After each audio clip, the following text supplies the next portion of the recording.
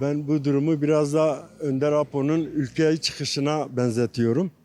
Ülkeyi terk ederken bu sorunun muhatabı olacağını, bir gün bu sorunu çözeceğine inandığı için ülkeyi terk etmiştir.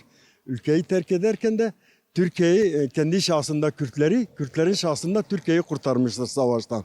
Çünkü emperyalist güçler teröre karşı ortak mücadele adı altında bütün dünyadan imza topladılar. Terörle sorunu olan ülkelerin gidip imza atması emperyalist güçlere koz vermesi anlamına geldi. Terör adı altında istediği ülkeyi işgal edebilir, istediği ülkeye girebilirler. Önderlik de bunların politikasını görerek ülkeyi terk etmek zorunda kaldı. Kendi şahsında Kürtlerin şahsında Türkiye zarar görmesin diye ülkeyi terk etmek zorunda kaldı. Geldiği aşama şu an halen de hayatını barış için kuran önderlik yeni bir model siyasetle halkın önüne bir şey sundu. Barış, demokratik barış. Demokrasi üzerine şimdi biz kendi barış üzerine Türkiye'yi yönetmeye talibiz. Barış için İran Kürtleri İran'ı yönetmeye taliptir. Irak Kürtleri Irak'ı yönetmeye taliptir. Suriye Kürtleri Suriye'yi yönetmeye taliptir. Bu Orta Doğu'ya barışı getirecek bir modeldir. Bunun için bu barış sürecinin iyi değerlendirilmesi, eski kirli siyasete dönülmemesi konusunda bir çaba gösterilmesi gerekir. Bu nedenle barışın sembolü olan Önder Apo'nun da umut hakkının yerine getirilmesi gerekir. O insan eğer serbest, özgür hareket etmezse hiç kimse inanmaz bu barışın olabileceğine. Şimdi özellikle MHP'nin bu barış sürecinin başlangıcı olarak ortaya koymuş olduğu sözleri ben çok değerli buluyorum. Bu sorunu çözecek olan Kürt ve Türk milliyetçileridir. Yani eğer bunlar bu sorunu çözmezse hiç kimse çözemez. Ben bu yüzden MHP'yi takdir ediyorum. Büyük bir rol almıştır. Bu nedenle de bu barışın geleceğine inanıyorum. Devlet tabii taviz vermez. Bunu ben biliyorum ama devlet halka gitmeli. Halkın ne istiyorsa onu verebilmelidir. O yüzden devlet de üzerine düşen yasaları yerine getirmesi gerekir. Dağdaki gençlerimiz gelip burada siyaset yapabilsin. Dağdaki askerlerimiz, polislerimiz de yaşamı kolaylaştırmak konusunda üzerine düşen asli görevleri yerine getirsinler. Teşekkür ederim. Başka ne diyebilirim?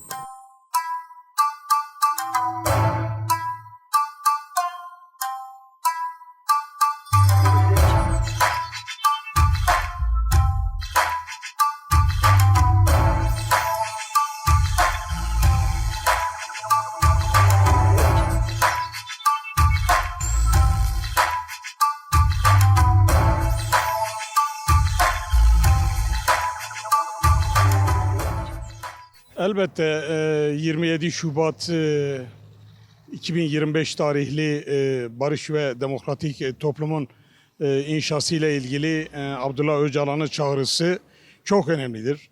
Gerçekten Orta Doğu coğrafyasında bir savaş süreci vardır. Barış sürecinin inşası ile ilgili toplumun bütün dinamiklerinin bu sürece katılması ve demokratik toplumun inşası ile ilgili gerekli olan bütün adımların atılması gerekir. Özellikle devletin yasal ve anayasal bir takım düzenlemeler yapması gerekir. Özellikle Abdullah Öcalan'ın umut hakkı ile ilgili işte hükümetin vermiş olduğu talepler yerine getirilmesi lazım. Bu anlamda çok önemlidir.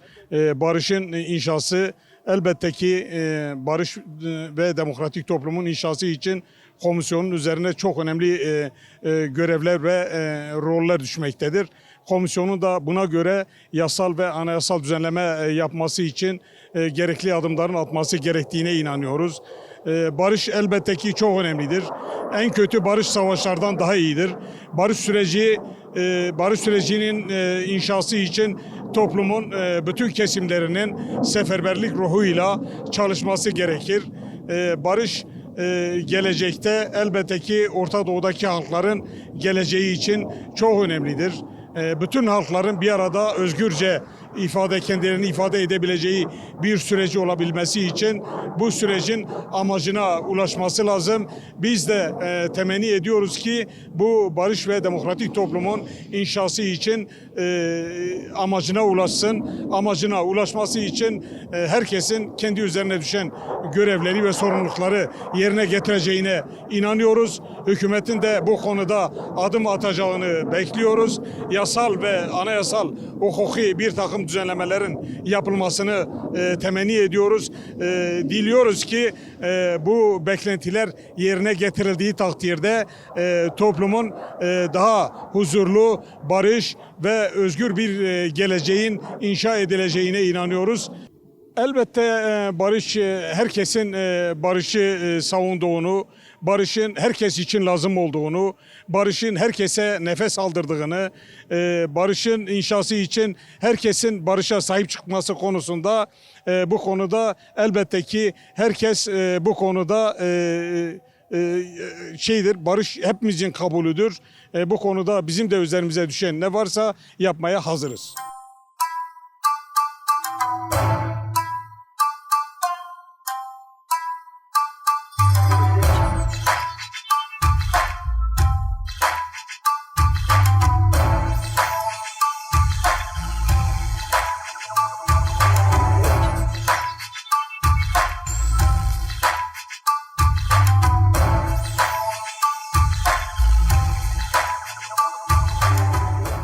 Şimdi bu yeni süreçle birlikte Türkiye ve Kürtler açısından dünyada, bütün dünya başta Türkiye olmak üzere bütün dünya bu sürecin yani adaletli bir şekilde cevap olunması, sonuçlanmasının umudu içerisinde.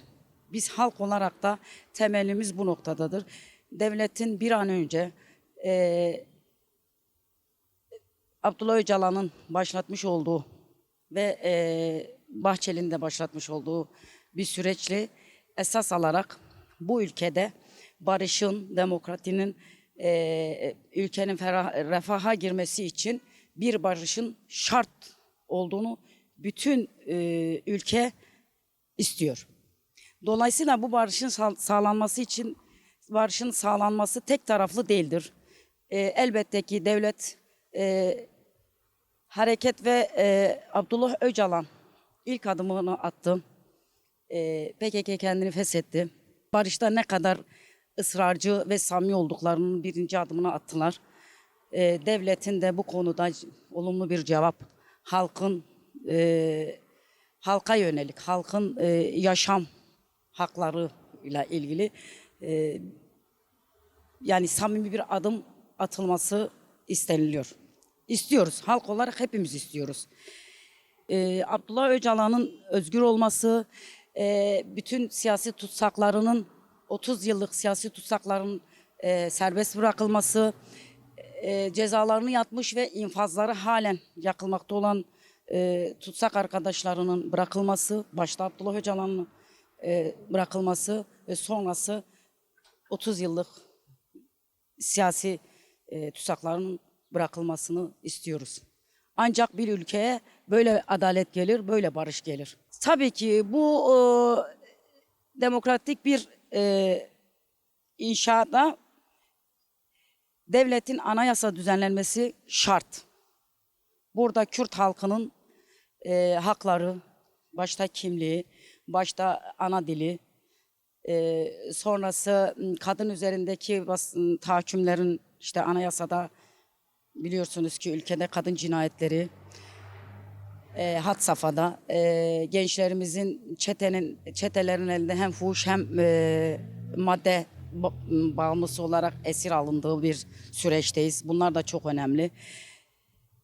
Bu anayasa değişikliğinde önce insana haklar, sonra bu suçluların, bu benim bütün hakların talebi, bu suçluların bu ülkeyi, bu halkı, bu yoz yaşama mahkum eden zihniyetlerinin cezalandırılması talebindeyiz.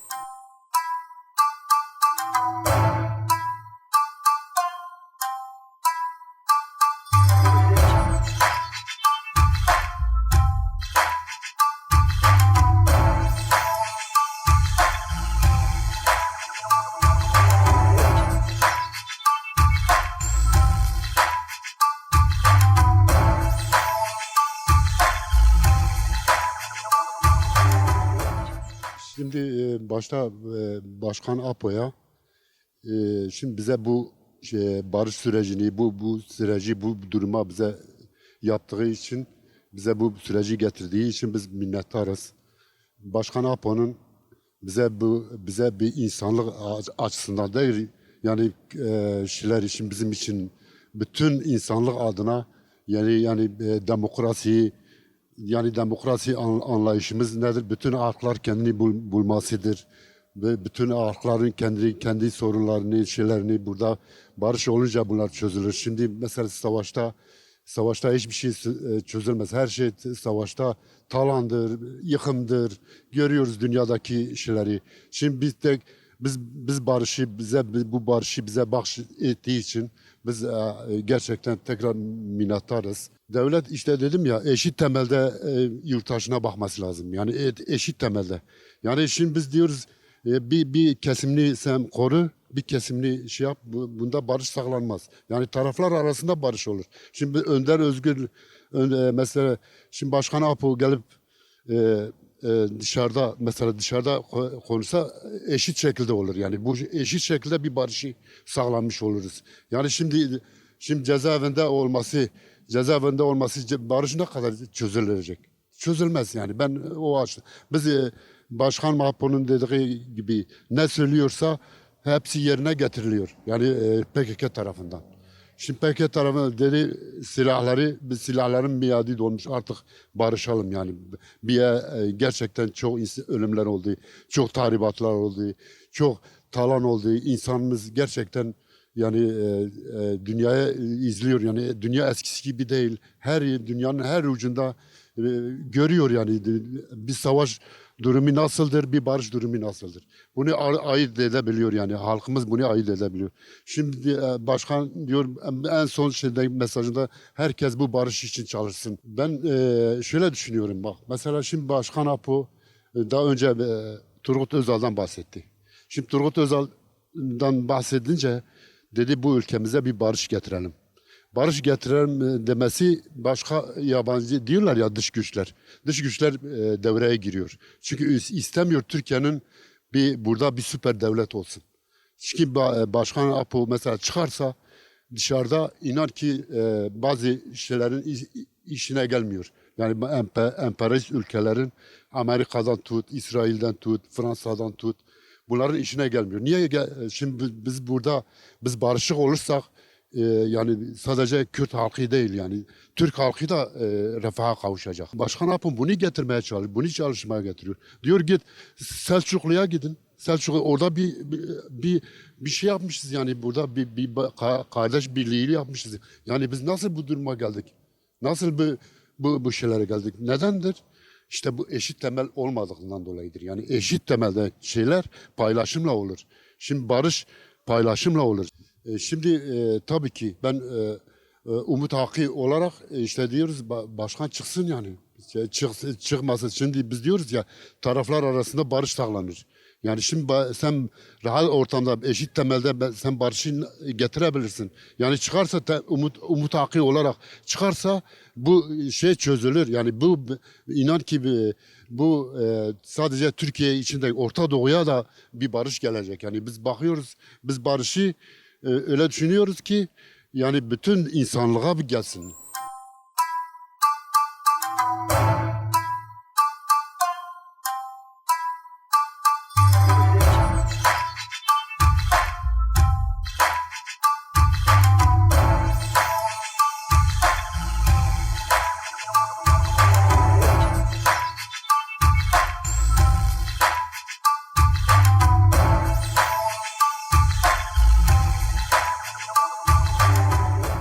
Bu sürecin elçisi Sayın Abdullah Öcalan'dır. Yani Sayın Abdullah Öcalan'ın attığı her adım yani sadece Türkiye toplumu için değil, Orta Doğu toplumu için de bir ön adımdır. Bunu herkes iyi değerlendirmesi lazımdır. Yani Orta Doğu zaten biliyorsun, kapitalizmin istediği bir sorun var, kaos yaratmaktır, çözümden uzak, suni gündem yaratmaktır. Ama Sayın Abdullah Öcalan buna tam karşı çıkıyor. Demokratik modernite, Demokratik Orta Doğu Federasyonu mu en aktif şey bunu dile getiriyor. Yani bu süreç karamsar, birey olarak karamsar değilim.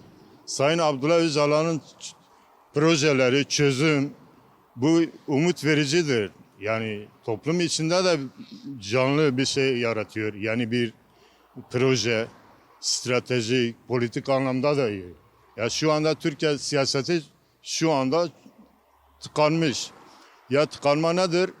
Eğer halkların umudu oluyorsa halkla demokratik kimi adımlar atması lazımdır.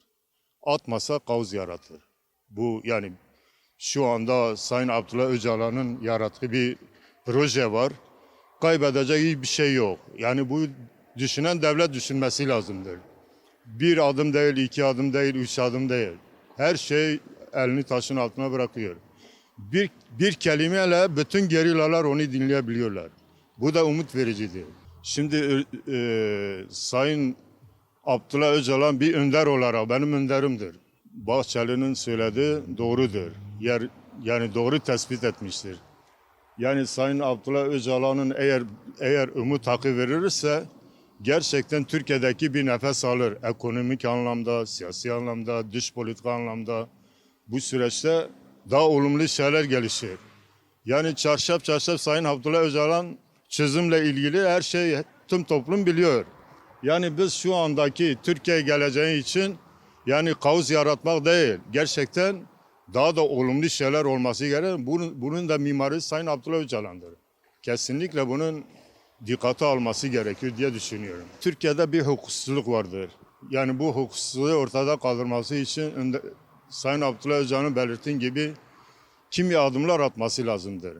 Demokratik çözüm, demokratik bazı şeyler, açılması gereken şeyler nedir? Hukuktur.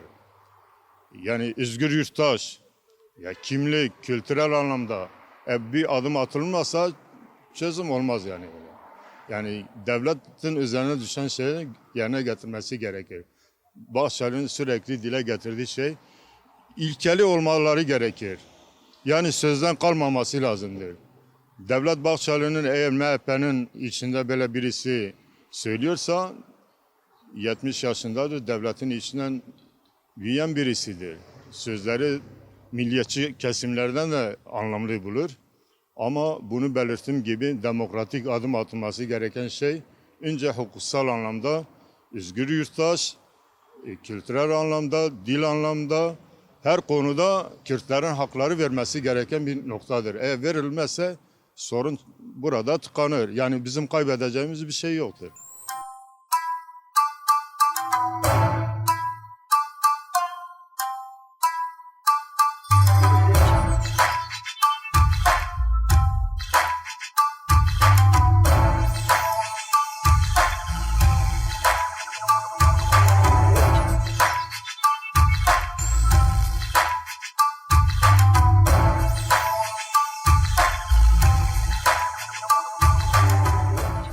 Şimdi bu süreci tabii kıymetli buluyoruz. Öncelikle onu belirteyim. Yani silahların susması topluma bir rahatlık getirdi diyelim. 27 Şubat açıklamasıyla birlikte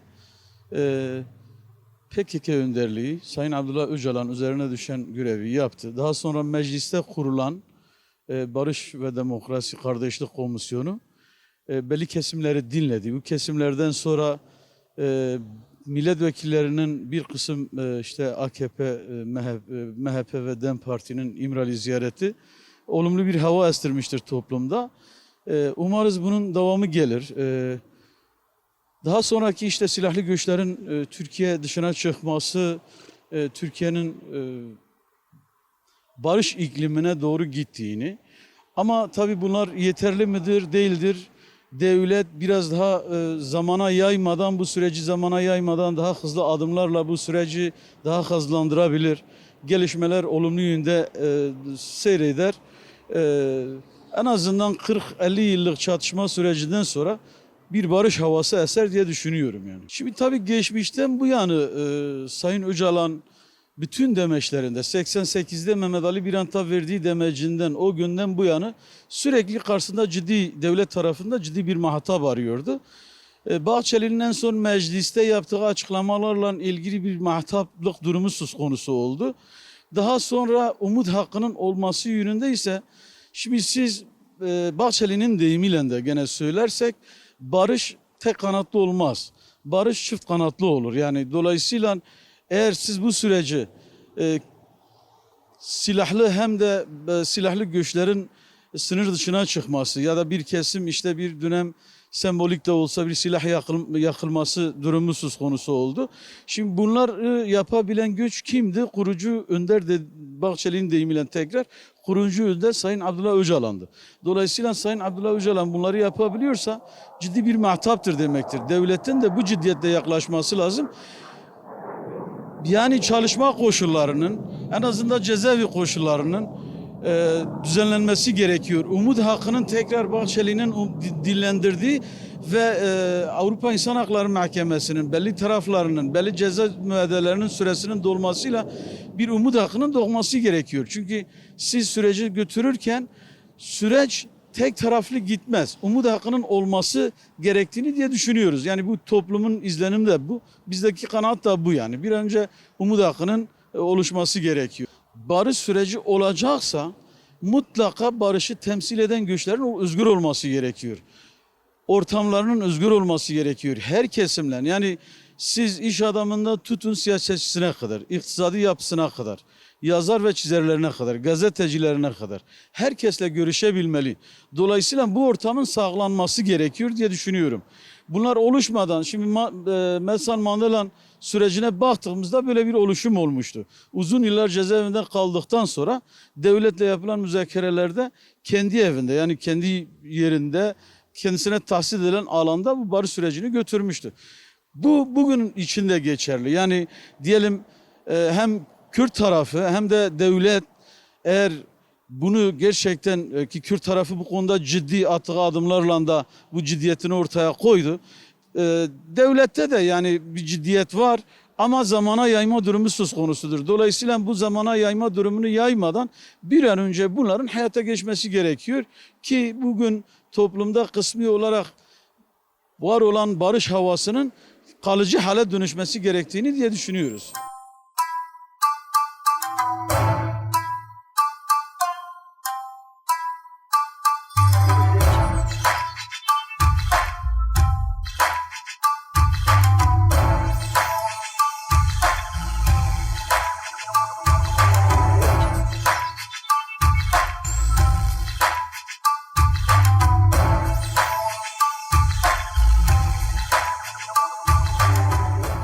Sayın Abdullah Öcalan ve PKK elinden geleni bu devrim savaşı için yaptılar. Ve PKK'yi FES olarak gösterdi. Herhangi çok güzel adımlar atıldı. Ama bakıyoruz ki bu süreçte devlet olsun, Bahçeli olsun gittikçe konuştuklarının arkasından durmayarak değiştiriyorlar gündemi. Ama değiştirilmesin sonuçta. Af yasasını gündeme getiriyorlar. Beste Ozan'ın da açıklaması vardı sanırım. Açıklama yapıyordu. Herhangi bir suç işlemediler dedikleri gibi. Yani ana dilleriydi, Kürtlere hakaretti. Bunları kabul etmemek için direndiler, savaştılar, bugüne kadar getirdiler. Bundan sonra da adımını biz devletten bekliyoruz artık. Yani Abdullah Öcalan gerekeni söyledi.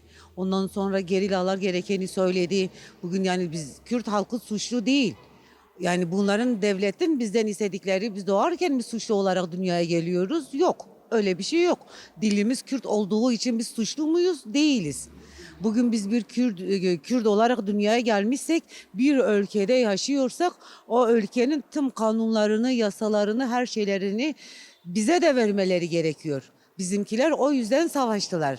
Gerilası olsun, Abdullah Öcalan önderliğimiz olsun şu şekil adımını attılar.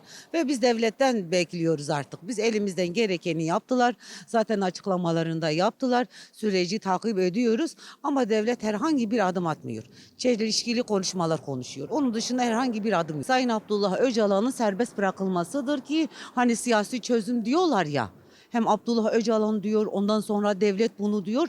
Bir araya gelip bunu tartışmalılar, bunu gündemleştirmeliler ve adım adım atmalılar. Sonuçta Kürt halkı da biz de insanız. Biz de gereken her kurum, kuruluşlarımız olsun, devlet olsun, PKK olsun. Sonuçta biz de bir Kürt halkıyız ve eşit bir şekilde yaşamak isteriz. Ölümleri istemiyoruz, katliamları istemiyoruz. Ne bizden olsun, bizle siz olmamalıyız bu saatten sonra. Kardeşlik diyorlar ya, ama sonrası kardeşlik yok ortalıkta. Ama bizim istediğimiz, bizim bekleyişimiz devlette olsun, kardeşlik diyorlarsa kardeş olalım. Adım atalım ve Abdullah Öcalan'ın kesinlikle çıkması gerekiyor. Çıkması gerekip de bu süreci götürmeleriyle. Dediler ki PKK feshedilsin. Yapıldı bu. Silahlarını bıraksın. Bıraktı bu. Önder her şeyi konuştu. Konuştu bu ama devlet bir adım atmadı. Dediğinin hiçbir şekil arkasından kalmadı. Koruyucu önder diyorlar. O zaman koruyucu önderi çıkarın ki önderliğini yapsın. Yani masanın altında olmasın, masanın üstünde olsun bazı konuşmalar. Biz de bilelim, biz de görelim, çelişkili şeyler olmasın beynimizde. Kardeş diyorsa kardeş gibi yaşamalıyız.